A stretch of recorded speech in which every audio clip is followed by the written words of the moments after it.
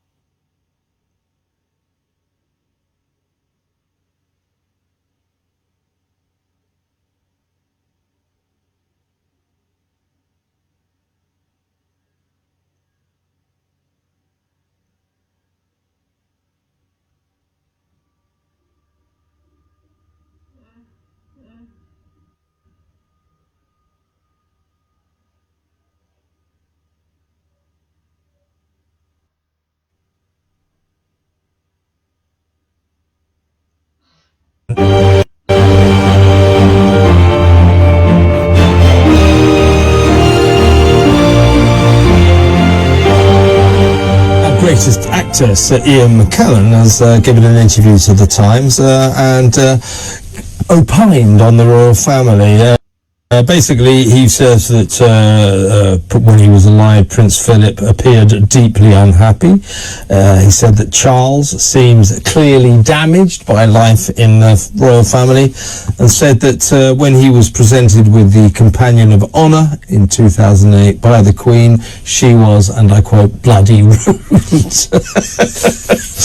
Basically, apparently, she said, does anybody still go to the theatre? Sir Ian thought that was bloody rude. Well, they don't really go in their great numbers like they used to, do they? So it was a fairly valid question. As for Charles, I think that's an interesting observation, that perhaps he has been damaged by his strange life. And I mean, I wouldn't say I've seen Prince Philip in action. Met him a couple of times. He never seemed that unhappy to me. Funny guy he was, very funny guy. Seemed to be well at ease with his role in life. But the main thing that he says is Prince Harry. He says basically that Prince Harry is not bright enough to cope with royal life, which I thought was really interesting, because let's face it, what we're watching across the Atlantic, You know, it's a crap show, isn't it? I mean, you know, God knows what he's up to. I mean, they can't work out what he's doing. He looks like a ship at sea, a little boy lost, going off on these ridiculous pretend royal tours for no apparent reason, playing second fiddle to Meghan. I mean, why? Why go and sort of meet local dignitaries in Colombia and play the drum with local tribesmen? Why? I mean, they're not royal family. They're not fostering diplomatic relations or anything like that, or trade. It's absolutely pointless. So he does seem to be rather lost, and we're hearing that he's trying to come back to Britain, maybe on a partial basis, but his brother's having none of it. So whatever you think about Harry, his life does appear to have unraveled, and he seems angry and frustrated all the time. So is it that he's too thick to cope with his lot in life? That is, this extraordinary lot of being born into, you know, a unique family, an extraordinary family. I mean, it is a strange circumstance to be a member of the royal family. So is he too thick? Let's talk to psychologist Lucy Beresford. Welcome, Lucy. Hello, Kevin. Yeah, I mean, it's an interesting suggestion, isn't it?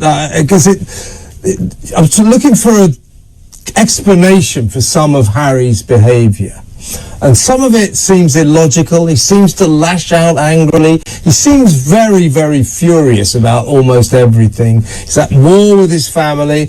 Now, other members of the family, you know, do seem to have learned to cope with their lot in life, which is an extraordinary lot. Do you think, sir, you know, and Harry is famously, shall we say, not intellectually gifted. Do you think that is a logical kind of conclusion to reach, that basically the problem with Harry is he's too thick to deal with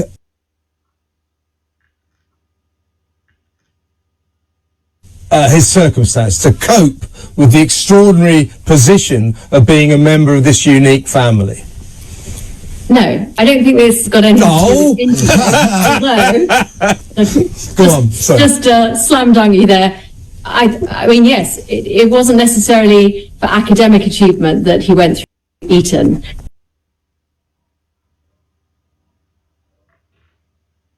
But you do get other things in education, and I think emotional intelligence is something that's really important within the royal family. In fact, arguably, if you were a bit too bright, a bit too cerebral, cutting ribbons at hospitals might not necessarily fulfill you. But I think it's because there is this incredible sense of duty and a real, genuine affection and warmth for the people that they serve, that the royal family do what they do so consistently well. Mm-hmm. The problem with Harry is that he is the classic second child.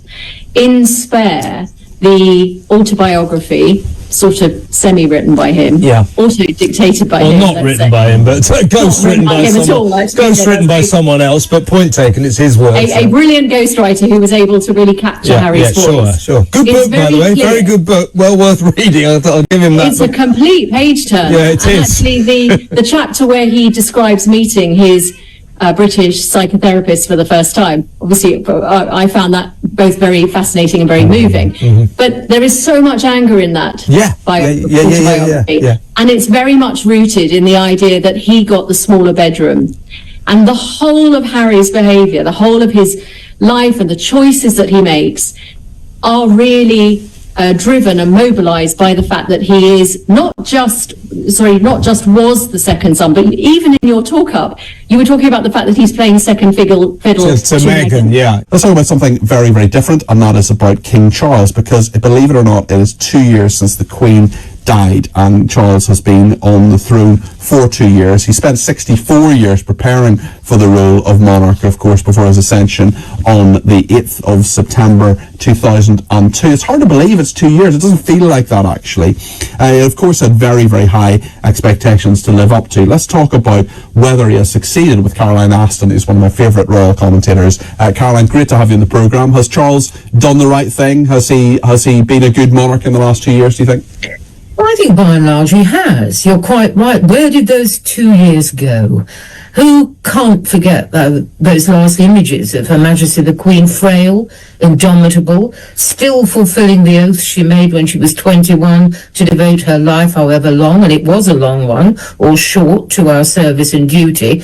And then the King, and how hard it was to call him King Charles. Yeah, well, still today, I don't know about you, Caroline, but when I say the Queen, I think of Elizabeth II. I'm afraid, with the greatest of respect to her, and she's a great public servant, I don't think of Camilla. Well, no, but then, of course, she's a consort, the reigning monarch in her own right. You're quite right. And I struggled with singing God Save the King. I was always starting to say qua and then turning it to ka. I think we all felt like that. And who will forget that first broadcast he made, with the grief of the nation graven on his face, along with his own, ending with that memorable phrase, "May flights of angels sing her to her rest." And then those amazing scenes of the state funeral, that human serpent of people going back miles, waiting to pay their personal respects, as the King got up and got on with the job, going out there, showing himself to his people, doing what his mother has always said, being seen to be believed, and facing, yes, some very public demonstrations. I'm sure we remember those placards with "Not Our King" written on yellow. Detractors as well as those who are what they call today fans of the royal family. And the coronation, an amazing, amazing piece of spectacle. But for me, one of the most human moments of that was when he knelt to be anointed, and there was that glimpse of him from the back before they put screens around him. And we saw that we were crowning the oldest monarch we've ever crowned. A man who, as you say, had waited so long to do the top job. Difficult, large shoes to fill. Do I think he's done a good job? You know, I actually rather do. Well, let's talk about that in a second, but it's interesting you mentioned that about his age, certainly, Caroline. When we saw him from the back, we saw the bald spot, not a lot of hair apparent, and I wonder what you think about the job he has done, because of course he has tried to be to all parts of the United Kingdom, the Commonwealth as well, but the age aspect has held him back in many ways. He's been suffering from cancer as well, which of course people can get at any age, but far more likely to affect people in their mid-70s. This is absolutely true. And of course, he said that the hallmark of his reign were going to be 4 C's: communication, culture, Commonwealth, and climate, especially climate, of course, which he was had a great interest in, even when he was seen as a bit of a nerd, a bit of a geek, and now it's bang on the money, of course, as we look at climate change. To that 4C theory has been added that, as you say, 5th C, cancer. And who could have predicted that dreadful diagnosis that strikes chill in the blood of all of us would not only come to him, but also to his beloved daughter-in-law. Fantastic news. Just the tonic that she and millions of people in this country need, my friend. Absolutely. It's been a long road to get to this stage, and it's been fraught with difficulties and speculation, but at least now we know that she's through the worst, it would seem. But as she says in this statement, she's still having to manage it and work hard in many ways to remain cancer-free. But that is something that so many people go through. You know, you get the all clear, but lurking around the corner, it has a habit of biting you back. So she knows she's got it's not for certain. So there's an element of caution in the statement, but she has and says throughout the statement that she has released that she really has appreciated all the support of what it is to be loved and feel that love and support from so many people, and particularly her family. And I think what he's also saying, and that is the important bit about the resuming public duties. Yes, we've heard that she may go to the remembrance service at the cenotaph, and we have seen her at various things through the summer, most notably the King's birthday parade and at Wimbledon, a couple of videos, and we've seen shots of her going to church. But this is the most positive sign that normal duties may be able to resume over the coming months. What form that will take, it will be determined by her as she manages her continued recovery. You were talking about the outpouring of love from her family, the outpouring of love from the United Kingdom, from the general public, but also across the world, I think speaks in such volume as to how much this lady has become a global icon. I know, obviously, Diana, Princess of Wales, was the same, but Kate's always amazed me. I know I called her Iron Kate. I know from what the old man did, you and I have had this conversation before, for an outsider to have come into the royal family was a massive step. But for somebody so grounded, it seems, to have been, she has such an incredible way with kids, with people in general. I think she's the star of the royal family. And of course, we all remember, however many months ago it was now, the double shock of herself and the king. I'm just delighted, but I think you're right as well.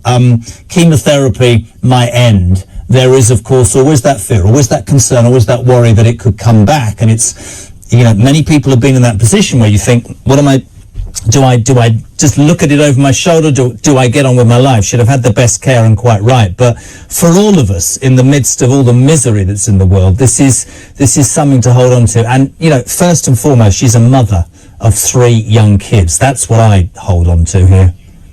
And I think that's what she holds most dear. That's been the entire focus. And that's why, obviously through the summer holidays, we know and we've heard that she's been able to try and have as normal a summer holiday. Ru, I'm going to interrupt you. Because we've actually got the video statement that the Princess of Wales just released. This is for everybody. You can watch it, you can listen. Here we go. As the summer comes to an end, I cannot tell you what a relief it is to have finally completed my chemotherapy treatment. The last 9 months have been incredibly tough for us as a family. Life as you know it can change in an instant, and we've had to find a way to navigate the stormy waters and road unknown. The cancer journey is complex, scary, and unpredictable for everyone, especially those closest to you.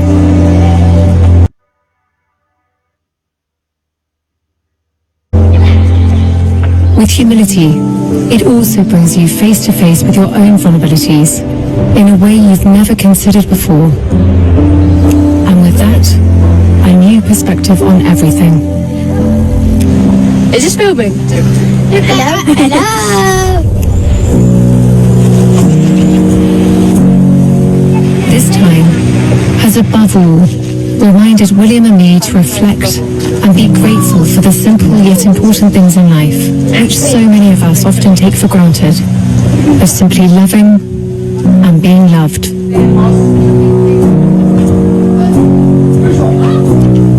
Doing what I can to stay cancer-free is now my focus. Although I have finished chemotherapy, my path to healing and full recovery is long, and I must continue to take each day as it comes. I am, however, looking forward to being back at work and undertaking a few more public engagements in the coming months when I can. Despite all that's gone before, I enter this new phase of recovery with a renewed sense of hope and appreciation of life.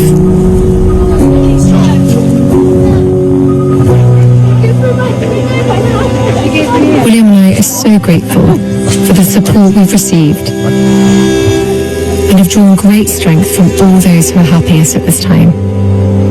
Everyone's kindness, empathy and compassion has been truly humbling.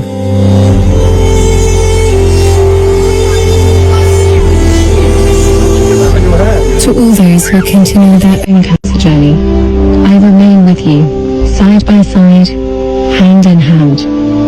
Out of darkness can come light, so let that light shine bright.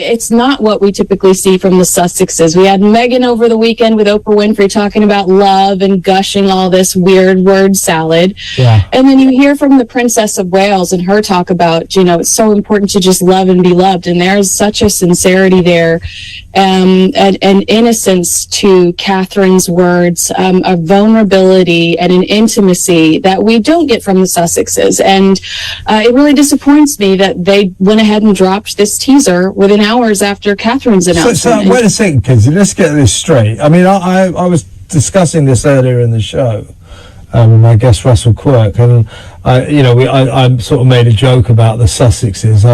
Let's hope they don't issue one of their statements that they tend to do as soon as anything emerges from Buckingham Palace, particularly to do with William and Kate, the big rivals of Harry and Meghan. And now you tell me that we were laughing about it. Even Harry won't do this, but he has. He's actually. Oh, yeah. Oh my God! This is a preview for his Polo series that no one gives a damn about, right? Yeah, coming out in December, and there is no indication that this was done purposely, but if you are a good publicist, if you are a good marketing person, you pull back. You realize that this will look inappropriate to step on Catherine's toes in such a really, just precious moment where she's just saying, it's an interesting video because she's giving us an update, but she also wants to manage our expectations. Yes, I agree with you. Yeah, she's not. I mean, it's happy news. She's clearly, after chemotherapy, she talks about wanting to remain cancer-free. So I assume that the chemotherapy has successfully knocked the cancer out, but she's not, as you say, saying, "Oh, I'm home and dry, everything is fine." Everybody who's had cancer will identify with where she's at here. It's a lovely video. It's an optimistic message, but she's still got a way to go. She's still on a journey here, isn't she? Yeah, and it just feels so, I just feel like we've been given access to something that we don't necessarily deserve. After the Where's Kate chaos online, there's the visual of the Princess of Wales and the Prince of Wales cuddled together on the ground. Oh my gosh, that right there. I mean, it's amazing, isn't it? It flipped my heart upside down and around, and I just think about how ugly the internet was at the beginning of this year after her abdominal surgery, where she said, "I need some time. I had this abdominal surgery."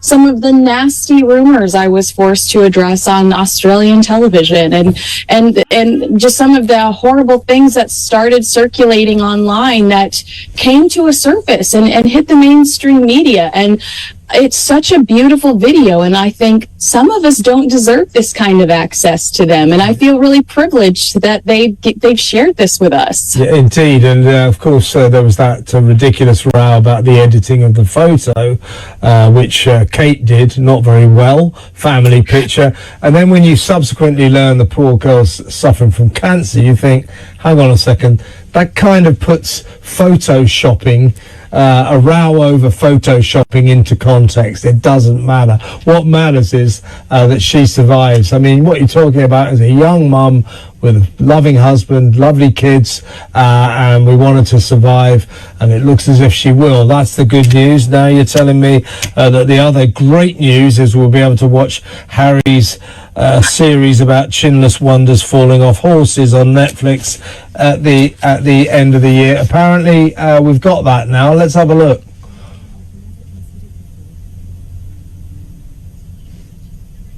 Okay. Well, there it is. It's a Twitter post announcing. Yeah. There you go. It's a Twitter post announcing that this is coming up. I mean, this was a couple of hours ago. To my mind, Kinsey, given their track record, the gruesome twosome, Harry and Meghan, this is deliberate. I mean, they always seem to announce something straight after there's an announcement by William and Kate.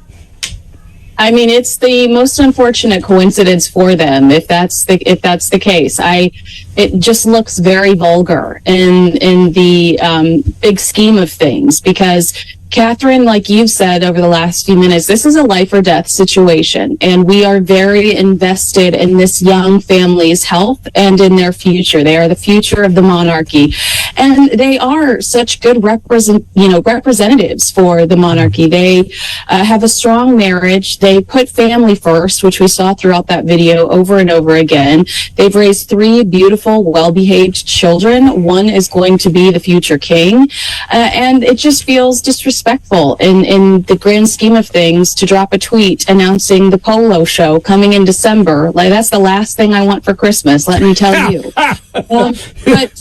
It's just like, if you were a good publicist or social media manager or marketing person in the Netflix department, aren't you looking at one another going, we might want to press pause on this and let the Princess of Wales's video have a moment, allow it to breathe. As I've been trying to get the message over to Prince Harry, but he won't listen to me.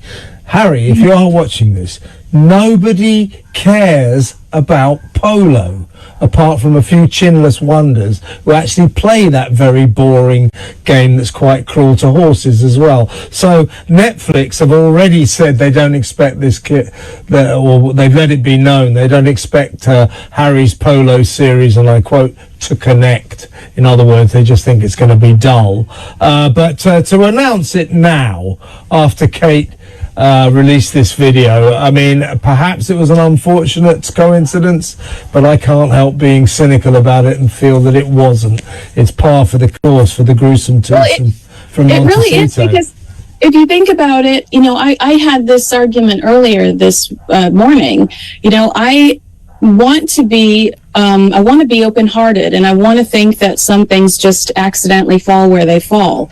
But for Meghan Markle to sit in a Montecito, Summerland bookstore on the eve of the second anniversary of Queen Elizabeth's death and talk me, it feels gross. You know that all eyes are going to be on members of the royal family on the anniversary of Queen Elizabeth's death. Maybe you should sit this one out. Yeah. You know, these dates are important. And if Meghan, she likes to talk about love, as she did when she went to Oprah Winfrey's book club thing, and as you say, spoke movingly about that emotion, love. If she knew anything about it, perhaps she would show a bit of love towards the father that she has cruelly cast into oblivion and won't speak to anymore, who just wants to see his grandkids maybe one time before the end, because he's 80 and he's very old. So don't tell me about her talking about love. I don't think she knows the meaning of the word. I really don't. Well, I actually had to be on air when I saw it for the first time, because we knew it came out and it was embargoed till 4:30 UK time. I was actually on air at the time, and then I saw it. And I obviously read the statement beforehand, so I know the gist of what she was going to talk about, but in essence saying her cancer treatment is over and how much she's appreciated the support of everybody, her family, and what it has meant over these last months. But actually the video took me by surprise, because they've gone for the slick number. But actually at the heart of it, I mean, it's a well-produced number.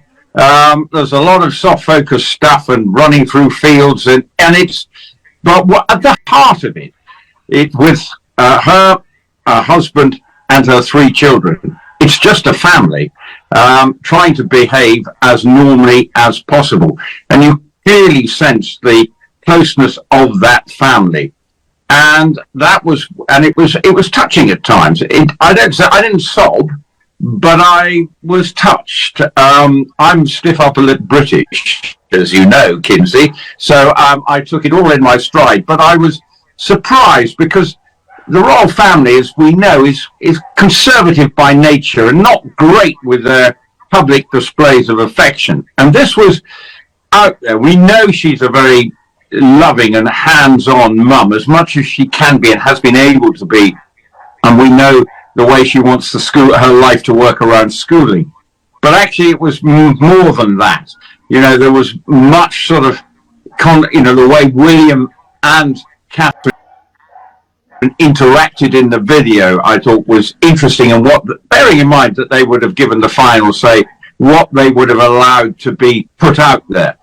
But, when you think of videos past, they're pretty, clinical, not clinical, but it's not that. Yeah. And so I have to say, it was good, and it's definitely put Princess of Wales on the front foot from a PR perspective. That's my initial reaction. Bearing in mind, you and I are talking about this no more than a couple of hours after it dropped, but I think initially the reaction seems to be one of very positive. There are obviously things that we can dissect from it. What does it mean going forward? And I think that's the important aspect. But what they've really done, Kinsey, and we've spoken about this on previous Airs and Spares, about once the children go back to school, what's it look like for the Prince and Princess of Wales? Well, we saw already the Prince of Wales out and about doing public duties and getting out there and with his homeless charity and various other things. With the Princess of Wales, we're not sure. Well, this isn't a way of stopping the speculation. What's going on? She's put it out there now. So now we have something to work on of how the royal family or the Kensington Palace are going to manage her rehabilitation out there in the public. What did you think when she said that she wants to be back at work? Like that, I thought that was very sweet when she said, I'm taking my time, but I want to see you. I want to be back at work.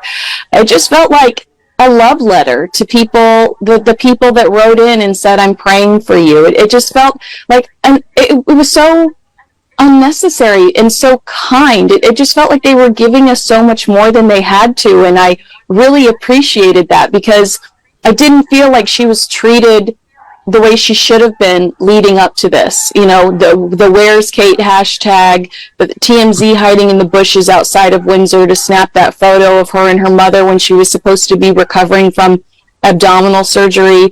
It just felt like they were giving us a little bit more than we honestly deserved.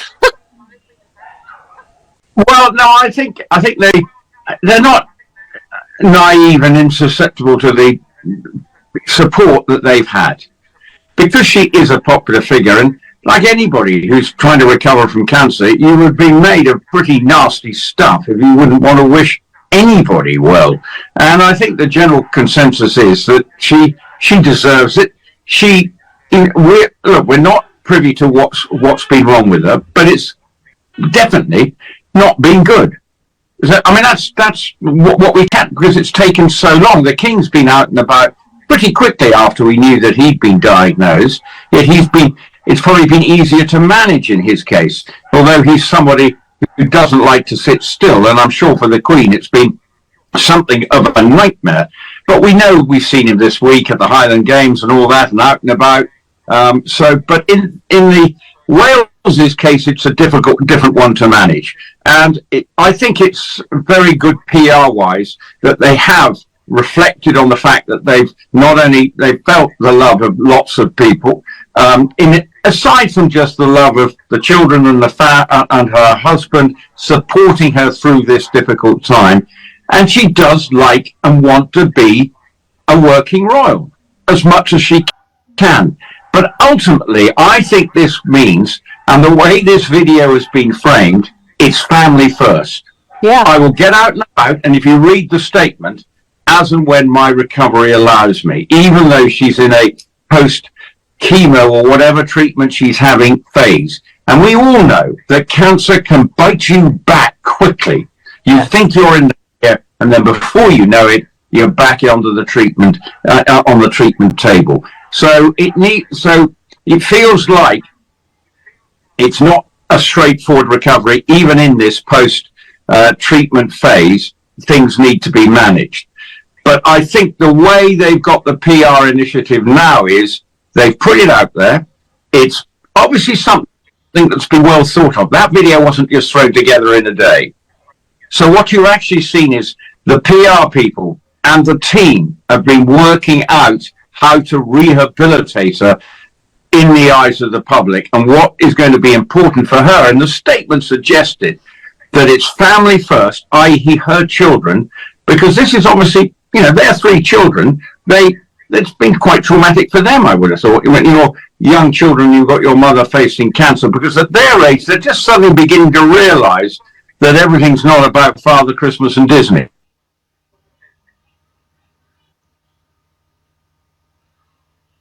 Don't tell me about her talking about love.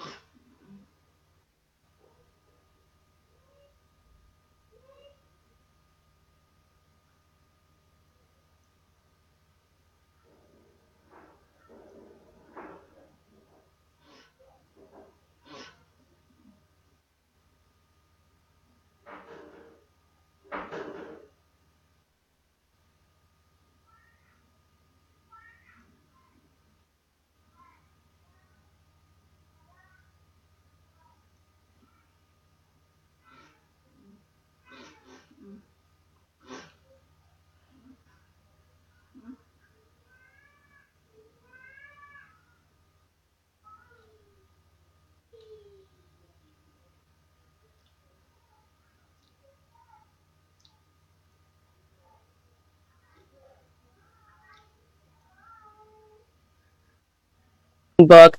But I wanted to talk to Maureen about Prince Harry at 40. Maureen, I'm so sorry to do this to you. Why? First of all, Kinsey, thank you for the lovely comments about my book, and I'm so happy it's resonating with your audience in particular.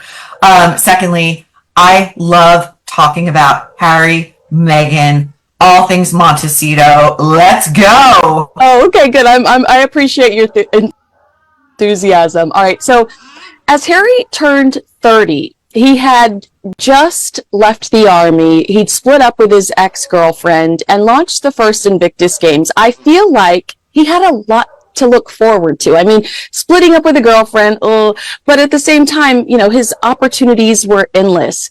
At 40, it's starting to feel like his options are limited. What do you think? I think this birthday is going to be very consequential for him. I think, you know, these landmark birthdays, they really sort of prompt in most people a kind of evaluation of where you are in life, where you want to go, how many good years you have ahead of you. I mean, he's officially middle-aged now. And it feels like in Montecito, the walls are closing in. You know, this idea that like Megxit was going to open up their world and they would have this very American life full of opportunity. It actually now seems that his world has gotten smaller and smaller. Every report that I read and hear about, and I'm guessing it's the same on your end, is how increasingly isolated Harry feels in California. His friends, his family, everyone he really loves and has history with is back in the UK. And those relationships he's apparently trying to work on, but it's a very steep uphill climb. Yeah, you talk about those relationships. Again, we're throwing it back to his 30th birthday party. So different than the 40th. Prince William threw a black tie party for his little brother at Clarence House. 30 of his best friends were there. They toasted Harry with cases of Highgrove champagne, which were sent by Prince Charles at the time. What does it mean that Harry left this out of spare? Does he fixate on the past? Does he fixate on the bad? Or was he doing everything in his power to make Prince William look bad in that book? That is such a great point, you know, that he left out anything positive regarding his brother. And he does seem to fixate and ruminate on the negative, or to even cast what could be generously considered concern, such as William in the early days of his romance with Meghan Markle, saying, you might just want to take your time here. You could look at that as great brotherly advice from one of the only other people on the planet who knows the kind of scrutiny you're going to come under, and who might be wary of people from outside their world working their way in. Or, as Harry did, you could take it as a prime insult and more ammunition to have an excuse to hate your brother. It's just so ridiculous. It's so unfortunate because, you know, we watched how protective Prince William was of his relationship with Catherine. And Prince William, you know, I love Diana, but I do feel like Prince William was probably emotionally abused in a little bit of a way because Diana verbally vomited all the drama. You know, William knew who Camilla Parker Bowles was when he was a teenage boy.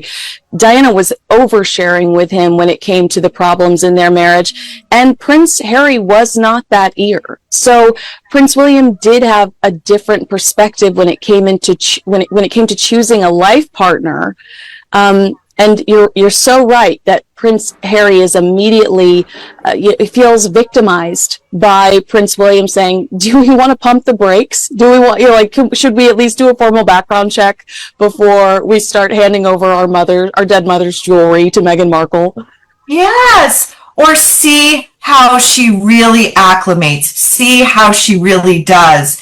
It seems that once Meghan was inside the fold and on the marriage track, and remember, the Queen herself fast-tracked Meghan into the family like no other royal bride before. Right. The mask came off that's when we started hearing about the bullying of staffers and the churn and burn, and William going to Meghan personally and saying, stop this. We don't treat people like this. We don't talk to people like this. She has not learned that lesson. It was just reported like a week ago, right before their Colombia trip, so maybe 2 weeks ago, that their highly coveted, experienced chief of staff, after 3 months on the eve of their trip, was like, I am out of here. I mean, where there's smoke, there's fire. After 4, 5, 6 years, like the fact that anyone can deny that is wild to me. Now, Harry has continued his legal fight over changes to his police protection when in the UK, despite losing his initial attempt to appeal. A source from the Sessex camp told People magazine the Sussexes would change tack and stop revealing private details if their security in the UK was restored. How is this not extortion? 100%. So there are two things I want to mention in regards to this. The fixation on getting police protection, it almost seems like a psychological chip that Harry is trying to prove, I too am worth as much as my brother, right? Oh, yeah. I too am this important to the realm. Secondly, he just quietly appeared at his maternal uncle's funeral, Lord Fellows, right? He was in and out. Nobody knew. It didn't seem to require a massive police presence, massive security. And frankly, thirdly, they're rich enough to afford private security on their own. So this all just feels, again, like it's all self-defeating ultimately, don't you think? Yeah, I mean, all they have to do is request. 28 days, they have to let the UK know what their itinerary is. And I do believe that you're right. A huge chunk of this is, I want what William has. I am just as good as Prince William. And you know that Diana and Paul Burrell would call Harry Good King Harry and joke about how Harry wanted to be king. I mean, he was brought up to think he was just as important, and that was probably important to Diana. I'm glad she was kind in that way, but she's created a monster. But at the same time, you know, just give them 28 days notice. I think they're control freaks and don't want to tell anybody what they're up to. There's a 99.9% chance they're going to get the exact security they want. If Harry's headed over for a charity event, if Harry's headed over to see his family, but if Meghan Markle wants to Christmas shop, taxpayers are probably going to have a hard time paying for Meghan to fly over to Christmas shop. You know, it's just, they are most certainly going to get that protection. Harry just hates that he has to ask for it. And that's, you know, just deal with it. You left. These are the new rules. That is such a great point. And I think I didn't know that. I didn't know there was just a 28-day window. Just say you're coming. What's the big deal? Like, do you know, it's just everything. It's always something with them. They will never, ever be satisfied. And it really makes you wonder, especially with this, you know, big birthday coming up for Harry. By all accounts, Prince Charles is on borrowed time. Like, his cancer is very serious. And you would think that the foremost priority for Harry would really be mending fences with Charles. And it was recently reported, again, just a few days ago, that Charles is not taking his calls still. That when Harry reaches a member of Charles's staff, he is told the king is unavailable. And all I can think of in terms of why Charles would be declining these calls is what he said to Queen Elizabeth in her last days when she was encouraging him to take the calls. He said, I am not a bank. Oh, remember? Yes. Oh my gosh. Okay. Well, that kind of goes into my next question very well. So Harry's late great grandmother is understood to have set up a trust with an estimated £19 million in 1994 for her great grandchildren. The money was to be distributed between them, with the first payment on their 21st birthday and a second payment when they reached the age of 40. So I wanted to ask you, throw back to Harry complaining to Oprah Winfrey that his family had cut him off. I mean, again, a 30-something-year-old man, sad because his allowance was taken away. But he's complaining to Oprah Winfrey that his family cut him off financially. Doesn't it feel a little dishonorable now that we know that he's got a payday on the horizon?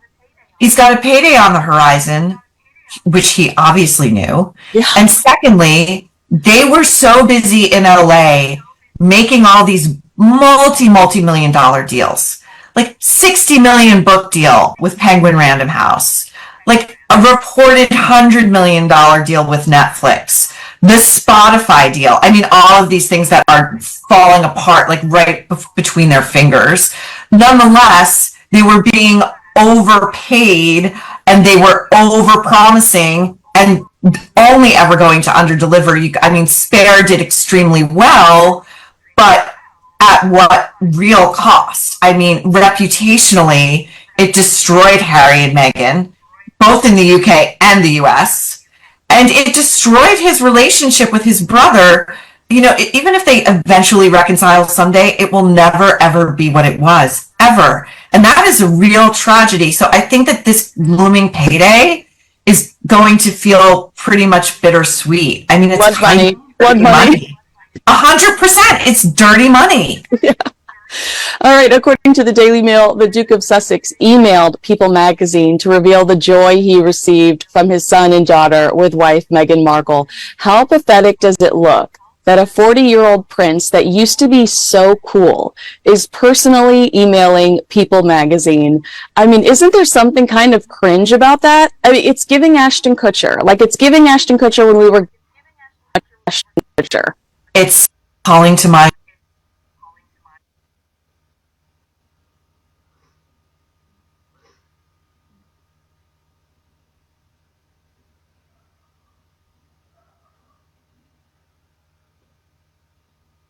in South Park, the worldwide privacy tour, the Megxit statement, we just want our privacy, our privacy. No, they need constant attention. It is oxygen to them. It is oxygen. To be personally emailing People magazine, I mean, my Lord, it's the same thing with the thing they just dropped like hours after Kate Middleton released her video, her momentous announcement that she was free of cancer, had completed her chemotherapy. They can't even let her have that for a moment. Isn't that so sad? Because she just wanted to say, and I know it was elaborately done, but I felt like she just wanted to say, I'm coming up for air. And it was really just kind of, I'm just coming up for air. And like, I think it also is to manage our expectations. So we don't expect to see her at every event with Prince William, but to just need, you know, I felt like she wanted to connect, but also just to say like, I finally have some peace of mind and it's just for a moment because I'm still scared for the future. And in comes the Polo show promo. You know, I do have a question on here about Polo. Are you going to be watching the Polo show? And we talk about Harry and Meghan losing so many professional opportunities and watching those crumble. Was this Netflix so desperate to get their money's worth that they followed this guy around on a grassy knoll? You know, I think it's a reflection of their work ethic that this does not look like a sellable product, a Polo show to Americans. And Netflix just kind of went with it because they were like, you know what? Spotify couldn't get anything out of this cow. Like, we're going to milk it as much as we can. It really does feel that way. I mean, Polo in America, Americans don't care about Polo at all. It took David Beckham to get some traction in the US for British football. You know? So it's not going to work. It does feel increasingly desperate. This Netflix show that Meghan also has going, she's now pivoting to cooking and friendship. I mean, if you want advice on how to lose people and be the opposite of an influencer, I guess. But Netflix punted that to 2025. Her new podcast has been punted to 2025. So it all does seem like completely diminishing returns. And if they don't have anything to offer content-wise, which they don't, all they have to offer is their proximity to the royal family. Yes. And I also think that must come into sort of, maybe that's part of the factoring of Harry's reasoning about, I need police protection. I'm still a royal. Bran Sussex is still Bran Royal. Yes. Oh gosh, I need a barf bag. All right. The Sun reports that Prince Harry is set to head off on a holiday with his closest mates to celebrate his 40th birthday while Meghan stays home.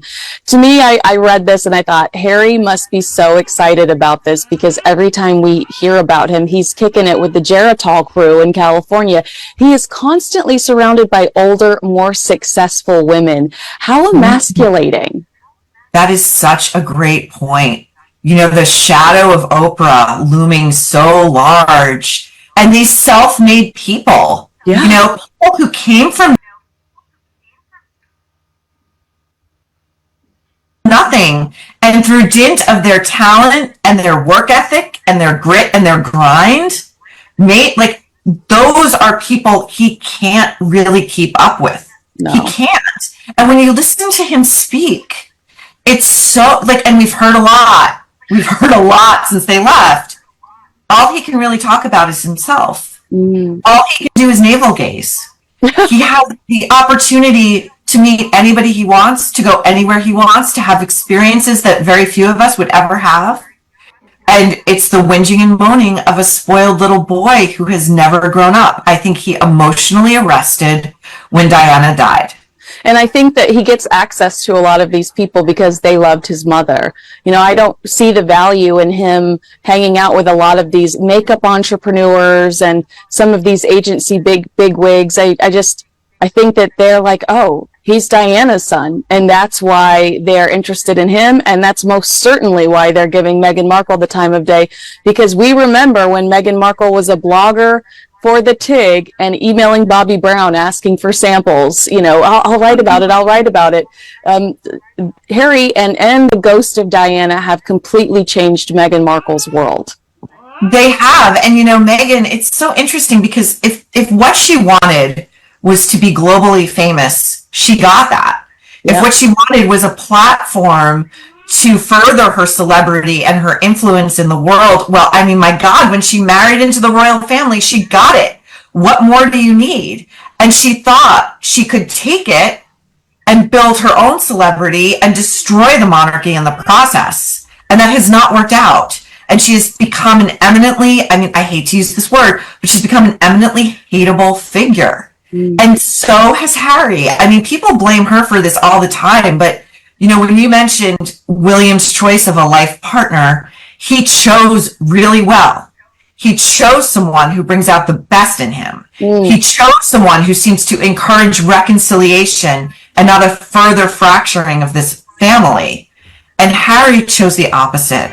And I think that was a meeting of like minds. I really do.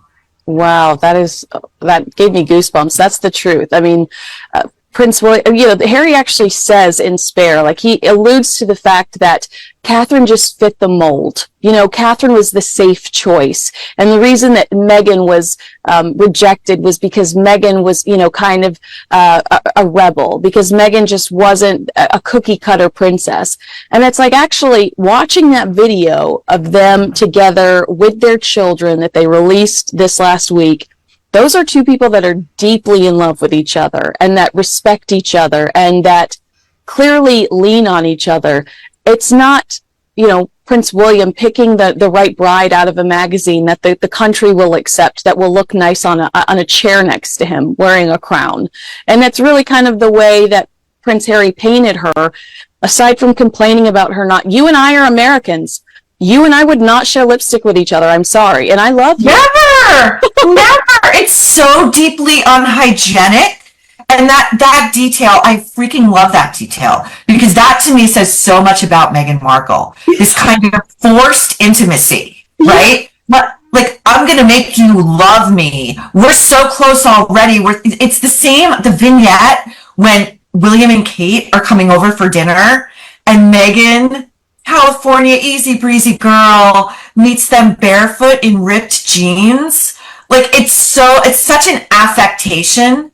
It's such a, like, look at it actually indicates someone who is the opposite of easy breezy. Exactly. The opposite of open and, oh, they're not huggers. They didn't hug me immediately. I'm sorry. They just met you. They're the future king and queen of England. Yeah. Oh, it's at those. But the other thing about Spare, and he can't hide this, is Harry also wrote about how much he loved Kate when she came into the family. Yeah. How much she was the sister he never had. What a smooth fit she was. What a balm she was. How happy she made everybody. It almost feels like he was a little bit in love with her. Oh my gosh, I'm seeing all of these fan fictions written online about this, and my body rejects. Maureen, let's not go there. I'm sorry, I know it's very uncomfortable, but his fixation on Kate is just, the reprinting of the text messages. For someone who's that famous, that is such a violation. 100%. 100%. And just, it's laughable to see him go to court trying to tear down these entire media entities over privacy, knowing that he just swiped his sister-in-law's text messages and published them for the entire world in like 16 different languages, GTFO, Prince Harry. Talk to me about how ludicrous some of these empty trophies on their mantle are. The royal family takes such pride in honoring their subjects, recognizing real heroes. And then to see this stark contrast of Harry and Meghan constantly accepting trophies. I think that the most embarrassing part is they are likely pursuing these through publicists. This is likely some sort of bizarre PR strategy, and there is nothing authentic about it. You've worked in the industry for a long time. Do you look at Prince Harry standing on the ESPY stage with the Pat Tillman Award as, some publicist checking a box off a list going, well, we got him another plastic trophy? That award mystified me. The Pat Tillman Award, especially for anybody who may not know, Pat Tillman is a true American hero. He was an NFL star at the height of his powers, and he gave it all up after 9/11 to enlist in the armed services. He was killed by friendly fire.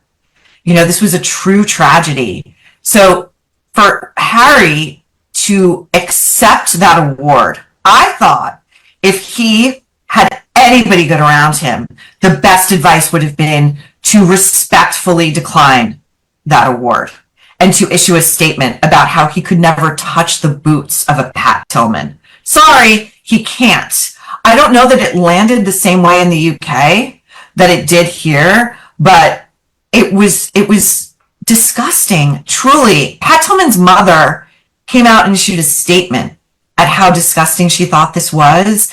But to your point, like everything behind them, they're glorified participation trophies. Yeah. And they have to know deep down they've not earned any single one of these things.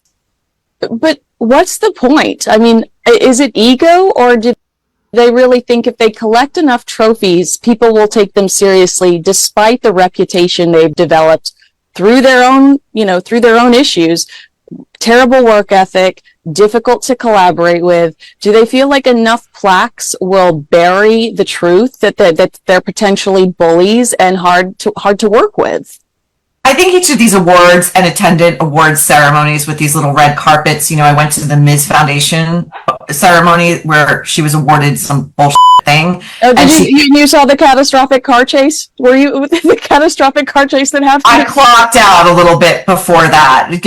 Immediately after she stopped speaking, I was the first one out the door. I promise you. But she walks in through the Hertz Rent-A-Car Center as though this is a true. I mean, it was so camp. She was the only one who didn't realize it. But I think that it's sort of the overcompensation of the intellectually inferior, right? Like, remember when they redid their website for the 8 millionth time? Because they're always relaunching themselves and always rebranding themselves. And it had this lengthy list of Meghan's went back to her days at the TIG. It's like, if you look at William and Kate's, it's like Prince and Princess of Wales. That's it. Yeah. And these two have rosters of, their CV is just endless. They don't get that less is more. Right. So I think I think they're just sort of these ornaments that make them feel better. That's so funny. Yeah, Meghan Markle is like, I sold all of the boxes of Girl Scout cookies in 8th grade. And you chill out. All right, my favorite royal viral moment in a long time was this video of King Charles meeting the New Zealand women's rugby union team, the Black Ferns. They asked for a hug. Then we saw the world's cutest cuddle puddle, like, happen before our eyes. The girls all rally around him, and he is just eating it up, all of these hugs he's getting from the team. That's not the racist anti-hugger that Meghan Markle describes. Are the royal family, never complain, never explain. It feels like they continue to have the upper hand organically. Am I right? Oh, I think you're 100% right. And I think they've been playing this thing expertly from the beginning. Expertly post-Oprah, recollections may vary, is a statement that will go down in history. Yeah. It is the brevity of it, the sharpness of it, frankly, the bitchiness of it. Like the English have like an incredible way of telling you to go F yourself and making it sound like the most pleasant idea possible. Poetry. They do.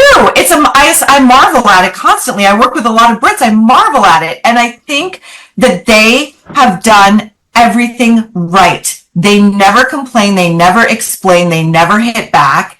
And every time Harry and Meghan continue to do so, as they just did with this little drop after Kate's video, her well-earned victory lap after a hellacious year, they look ever smaller. Mm. You've worked in this business, and you've had publicists call you and say, look, we've got this bad story coming out. I'm going to swap it with this story. Or what if I give you this client? Can you make this go away? I mean, that's how the industry works.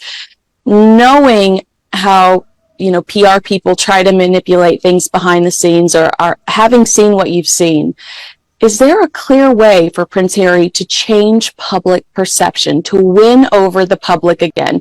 I mean, what's it going to take? And I mean, the answer might be a divorce, but I mean, is there a clear path for him? Because I see the path sometimes, and they could not run in the opposite direction faster. I think you're right. I mean, that's exactly where my mind went to. It would have to be a divorce. Meghan Markle will never be welcome in the UK. She just won't. And I think it's going to be increasingly lonely for Harry when Charles passes. William is stubborn. He has made it very clear there is no way back. And if Harry were to divorce and begin leaking things about the hell that his life has been, the deep regret he feels, he would have to be capable of expressing real remorse in a public forum. I don't know that he is. Yeah. When he did those, he was on his press tour for Spare, and he sat down with Tom Bradby of the UK press. And he was asked about his and Meghan's claims on Oprah that the royal family was racist. He literally said, I never said that. We never said that. This is how thick the delusion is. The gaslighting is real. He can't take responsibility for things he actually said to a global audience. How many people watch that? Like 20 million in real time? Like as to Diana, didn't she always say Harry, she loved him, he was the thick one, he was thick like her? Yeah. There were all of these stories over the last few weeks about Prince Harry's olive branch.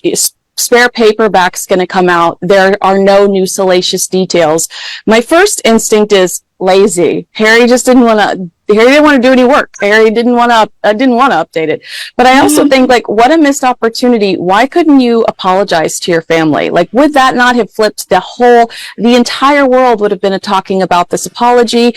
Maybe the royal family wouldn't have seen it as sincere, and it might not have brought them back together. But I certainly think it could have changed public perception if he would have just said, I'm sorry for any hurt this caused. Yeah, or, the great apology, non-apology that reality TV has brought to the culture, which is, I'm sorry if you felt that way.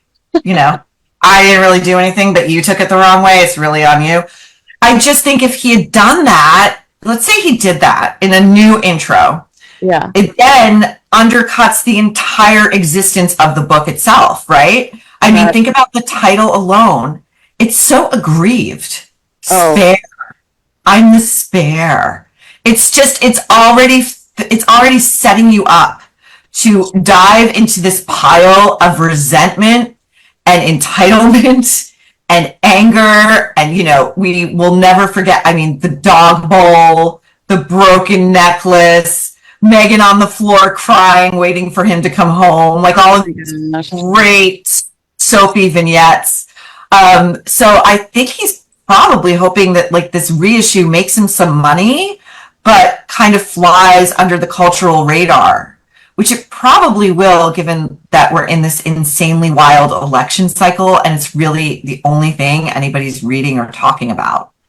That's true. And I loved your piece after the debate. I agreed with you 100%, sadly, as I was crying on the floor. I agreed with you, the piece you wrote for the Daily Mail.